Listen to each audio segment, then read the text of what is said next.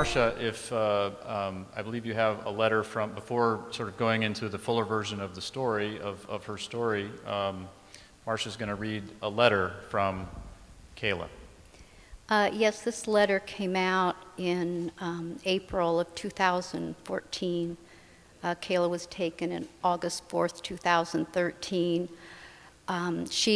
This letter was smuggled out because she didn't want us to know the demands that were made upon her. So the people that brought the letter out told us that she was given a life sentence in retaliation for Afia Siddiqui, who had an 86-year sentence here in our country. And this is what she says: "Everyone, if you're receiving this letter, it means I am still detained, but my cellmates, starting from February 11th, 2014, have been released. I have asked them to contact you and send you this letter. It's hard to know what to say. Please know that I am in a safe location, completely unharmed and healthy. Put on weight, in fact. I have been treated with the utmost respect and kindness. I wanted to write you all a well-thought-out letter, but I didn't know if my cellmates would be leaving in the coming days or the coming months, restricting my time, but primarily I could only write the letter a paragraph at a time. Just the thought of all of you sends me into a fit of tears. If you could say I have suffered at all throughout this whole experience, it is only in knowing how much suffering I have put you all through. I will never ask you to forgive me, as I do not deserve forgiveness. I remember Mom always telling me that all in all, in the end, the only one you really have is God. I have come to a place in this experience where in every sense of the word, I have surrendered myself to our Creator, because literally there was no one else, and by God and by your prayers, I have felt tenderly cradled in free fall. I have been shown in darkness light and have learned that even in prison, one can be free. I am grateful. I have come to see that there is good in every situation. Sometimes we just have to look for it. I pray each day that if nothing else, you have felt a certain closeness and surrender to God as well, and have formed a bond of love and support amongst one another. I miss you all as if it has been a decade of forced separation. I have had many a long hour to think of all the things I will do with Lex, our first family camping trip, the first meeting at the airport. I have had many hours to think how only in your absence have I finally, at 25 years old, come to realize your place in my life, the gift that is each one of you, and the person I could and could not be if you were not a part of my life, my family, my support. I do not want the negotiations for my release to be your duty. If there is any other option, take it, even if it takes more time. This should never have become your burden. I have asked these women to support you. Please seek their advice. If you have not done so already, blank can contact blank, who may have a certain level of experience with these people.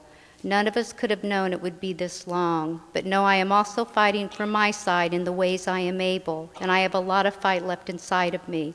I am not breaking down, and I will not give in no matter how long it takes. I wrote a song some months ago that says, "The part of me that pains the most also gets me out of bed. Without your hope, there could be nothing left." In other words, the thought of your pain is the source of my own. Simultaneously, the hope of our reunion is the source of my strength. Please be patient, give your pain to God. I know you would want me to remain strong. That is exactly what I am doing. Do not fear for me, continue to pray as will I, and by God's will, we will be together soon. All my everything, Kayla. And I think I want to say that this would have been in February of 2014 or March.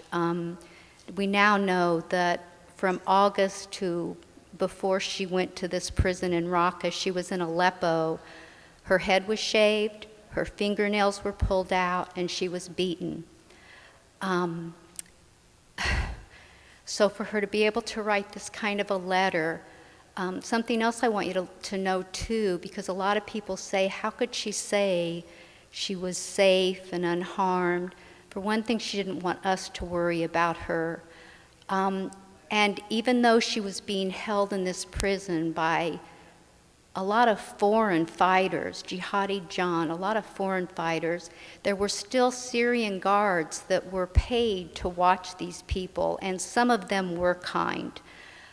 We were told that Kayla had been writing all along, and someone had been kind to her, and Jihadi John came in and picked up her notes and said, "Who is this person?" He was going to kill him or punish him for being kind to her. When she acted like she couldn't remember who he was, and when that man left, she shredded all of her notes that she had been taking so that anything else that she had written that might have been a kindness to anyone would not get them hurt. Thank you so much. Carl, maybe you could tell us a bit about why Kayla was there in the first place. Why did she go to Turkey to help Syrian refugees? Why did she go to Aleppo? What motivated her? Well, what motivated Kayla was, and I'll quote Bertrand Russell, she had a unbearable pity for the suffering of mankind, and that's what took her there. She always helped, even when she was in junior high school, college. She graduated in 2.5 years with her degree while working at the county jail teaching anger management to some of the Native American women there. Her list of accomplishments in volunteerism is very, very lengthy. That was her life's work. As she said in one of her quotes, "I've known for some time what my life's work is, using my hands to relieve suffering." She worked in India in an orphanage, southern India. She moved to northern India and worked with Tibetan refugees. The Syrian people, once she ended up in Turkey, working with an NGO there, and the Syrian people just so touched her. And they were being brutalized so terribly that she couldn't not help. She had to go, and she had to do what she could do, and she tried to tell the world. And I like to say she was like a small voice in the forest, and nobody was there to hear it. Nobody would listen. I would like to say that 2 days ago, Kayla got to speak to the world through us at the UN. I want to thank Citizens Go for setting that up and bringing us here to this Congress.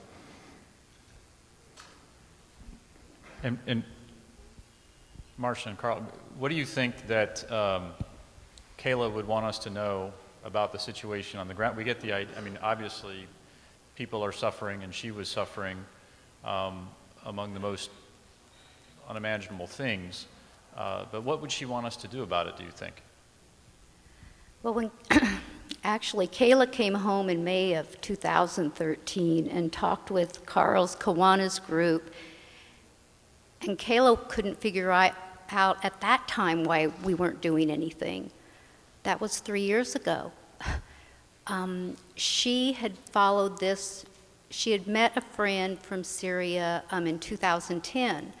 So when the revolution, actually before the revolution, just the people trying to gain their freedom, I guess, she was being kept in touch with this person telling her all of this. And then when the war started, like Carl said, she just had to go. And I think she just saw through different eyes than most people do. She could see suffering, and she just didn't understand why people weren't helping. And I guess now I don't understand why we aren't helping. Where have we been? As Kayla would cry with these women who would say, you know, "You're an American. Where is America?" And she said all she could do was cry with them. So. Before I want to take questions from the audience in just a moment, but I'd like if you could tell, I thought the most moving thing that I read about her was a story of a journalist who wrote about how serene and how I don't want to say resigned, because that's not a generous word, but how calm and strong in the face of knowing that she was very by the end, she knew that she was very unlikely ever to come home. And yet she was such an inspiration to others. Can you tell that story? Well, one of the French journalists, because the French got all their people out, called us soon after. He said he only got to see Kayla for 5 or 10 minutes, and he said that she was an amazing young woman, and he needed to call us to let us know how strong she was. When the women that she was with 3 women who also were gotten out by their company. And so when they had left, at that time, that's when this letter I just read was written. And in that letter, I think Kayla felt that she was going to come home. But those women, she didn't hear anything from anyone. So then when the French were leaving, I think she was getting the idea that maybe we weren't going to be able to get her home. And Nicholas Hennon said that she was brought down to his cell. Of course, she's completely covered, but she was able to drop her face mask to speak to them, and she spoke fluent French, so she was really able to speak with the Frenchman. And he said that Kayla just talked to them, told her story. He said she was very beautiful, she was very strong, and because she looked and said such powerful words, Jihadi John, who was with her, said to make them, I think, look bad, look at this woman, look how powerful she is and how she can talk, giving it to Allah, God. And Kayla turned to him and said, just very kindly, "I'm sorry, sir, but I have not converted." And Nicholas Hennon said no one would speak to Jihadi John like this, but he said Kayla did. She made it very clear. She repeated herself, "I'm sorry, but I have not converted." Nicholas told us that it brought tears to the men in the cell when they heard how strong and powerful she truly was. It's remarkable. It's remarkable.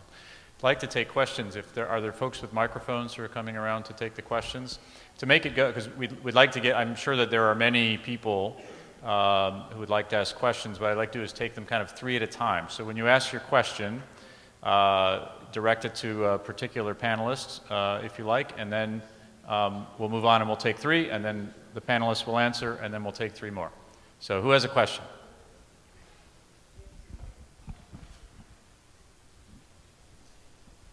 No questions? Back there.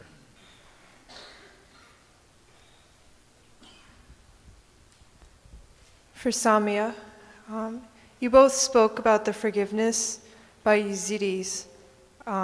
It's so hard for me to imagine you forgiving, but I want to know what forgiveness has looked like for you. Great, that's 1. 2 more?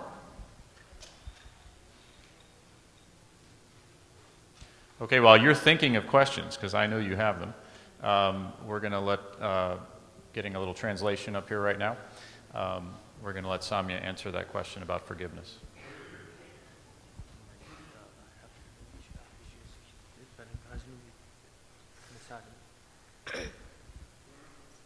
ازيدي ملتكي بلنغازا ازيدي بشتي وهاب سري ازيدي هاتي ابزحمت ازيدي سرخراب النوب نو.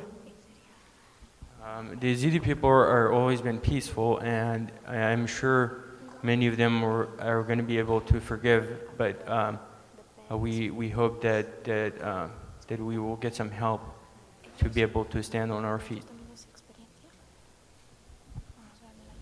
Great, more questions? Yes, sir. Let's use it, because it's being recorded here. If you could use a microphone, that'd be helpful here. I would like to thank the young lady for coming and sharing her story. I think it's amazing, and I think you're amazing. That's one. That's just a comment. For you guys, what do you think you would do differently, or what would you advise to someone that would be in your situation today if their child was being held right now?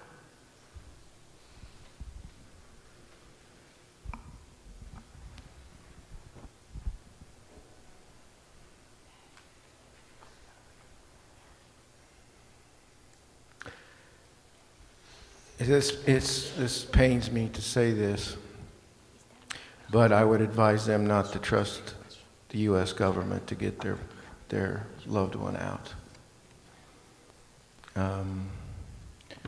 We put all our faith in our government to get Kayla home, however it could be done. And as it turns out, the only option that was ever on the table was a rescue attempt. They never had reliable intelligence on where they were. Most people have heard the story, but we were told if we paid ransom, we could be prosecuted. Of course, where are we going to come up with $6.2 million? You know, and then at one point, the people that had that kind of money that were willing to help and would have helped were also told they could be prosecuted. So they slammed that door. We traveled to Qatar to talk to the government over there in December and to beg them to help us. However, you know, they're known for getting people out. We met with several officials there, and the last official that we met with came into the room, introduced himself, and he said, "I just got off the phone with John Kerry, and we do not pay ransom."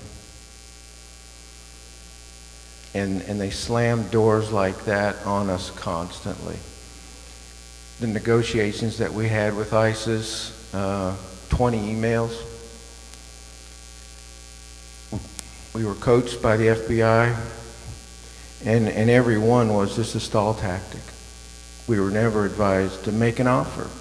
You know, even with all we had, just to make an offer. We were never advised to do that. They just stalled. And at one point, I even said, if I was getting these emails back, it would anger me. And it did anger them. Some of the emails we received back were very threatening. We traveled to Istanbul during the whole process and spoke with a person off of a crisis management team, a person that does this kind of negotiations, and he looked at the emails that we'd been sending, and he just wiped his face like this. He says, "You haven't been negotiating, you've been communicating." And throughout the 18 months, that's what our government did for us. They communicated with ISIS, I believe, to try to find possibly where they were. They finally did do a raid, too late. They had moved all the people from that particular prison before they conducted that raid. Could I just add to that? I think it's important for people to know, too, that from the very beginning, Kayla was taken August 4th. On August 27th, there was a 10-second video put out about her. It was her asking for help. A couple of months later, we got more news about Kayla, a woman in Turkey that Kayla was helping help refugees, got a voicemail of Kayla saying, "I'm dying, I need help." That woman tried to contact the consulate in Turkey, and no one wanted to talk to her. And then in February we heard from some women that got out, and then then we hear from the Frenchmen getting out, and then our emails start with ISIS. They started in May, they went through the end of September. About September 19th was our last one. And ISIS was following what our government was doing. We went to D.C. in May of 2014. When we returned, the president released 4 prisoners for Bergdahl. As soon as we get home, we get a message from ISIS saying, "We're asking 1 for 1. Your president just released 4 for 1. So all of our emails after the raid, which the government told us they didn't do a raid, I get a message on July 13th from ISIS saying you have 30 days to give us what we're asking or your daughter will be killed.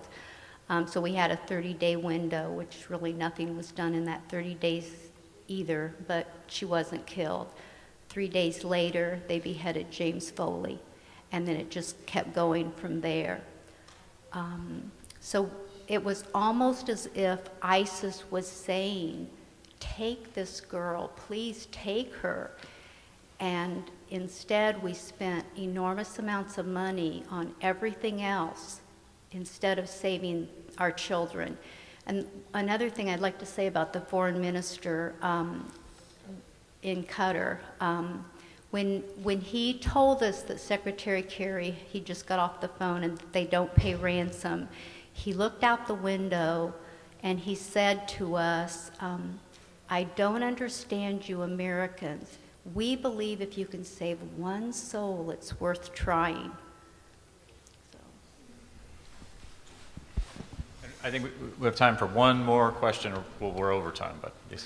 Hi, as you had extensive contact in the Islamic world during this time, did people within that tradition offer to help you prove that within that tradition that what they were doing was wrong? In other words, did people say, we will help you to show or to refute ISIS, to say, prove them that within Islam that this and this and this says that they can't harm aid workers? So within the Islamic world, did you get that kind of theological backup at all?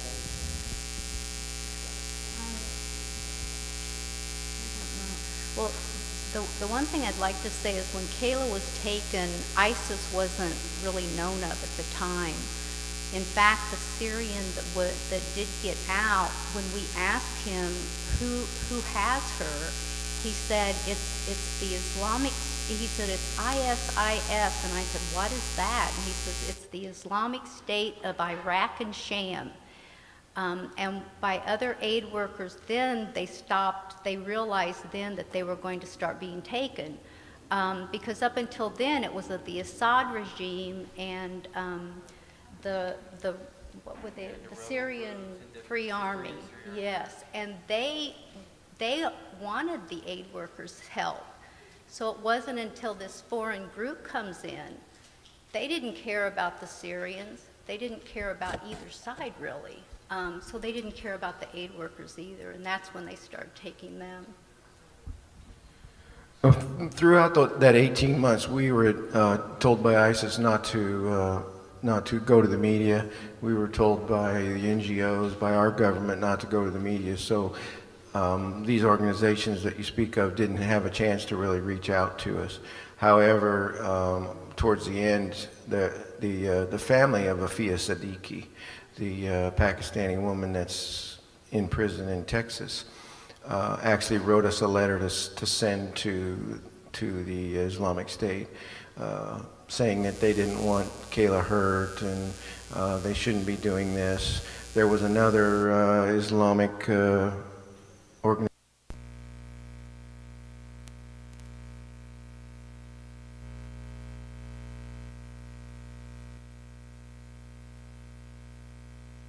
last year at the American Human Rights Council in Dearborn, Michigan, the largest Muslim community in the country.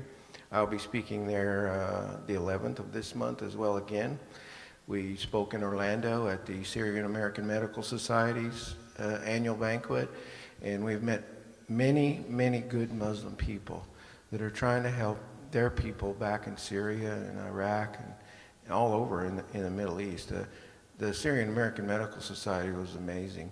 We sat in a room with probably 350 doctors, and I think it was an hour and 45 minutes, 2 hours. They raised $1.3 million, I think it was, just by raising their hand. I will give so much, I will give so much. And then they actually go and do, and they provide medical services in Syria, which is getting, as we all know, extremely dangerous right now. Well, I just, one more time, if we could all just honor, people all the time say it's courageous to speak out, and I don't have a lot of patience for that. But in this case, what these families have been through, what these individuals have been through, is very painful, very personal, and it is an act of courage to speak about it. And they do this because of those left behind. And so if you could just join me in honoring them for being so brave and so wonderful. Thank you.